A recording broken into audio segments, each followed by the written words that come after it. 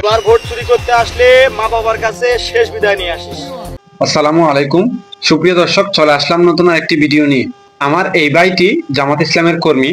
উনি নির্বাচনকে নিয়ে এমন কিছু কথা বলেছেন, কথাগুলো আমার কাছে অত্যন্ত অত্যন্ত ভালো লেগেছে।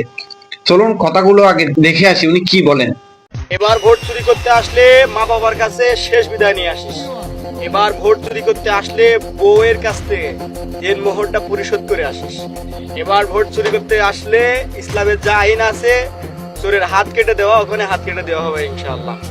প্রচারের ইসলামিক দলগুলো ইনশাআল্লাহ, বাংলাদেশ জামাত ইসলামী, ইসলামী আন্দোলন। কাজে এই জীবনের মায়া থাকলে এবার ভোট চুরি করতে আসিস না, ঠিক আছে? এবার কোনো ভোট চুরি হবে না ইনশাআল্লাহ। একটা ভোট চুরি করতে দিব না, আমরা নিজেরাও চুরি করব না, চুরি হতে দেব না। সুপ্রিয় দর্শক, আপনারা কারা কারা ওনার কথার সাথে একমত অবশ্যই কমেন্ট বক্সে জানাবেন। এটাও জানিয়ে যাবেন আপনারা কারা কারা চান ইসলামী দল ক্ষমতায় আসুক।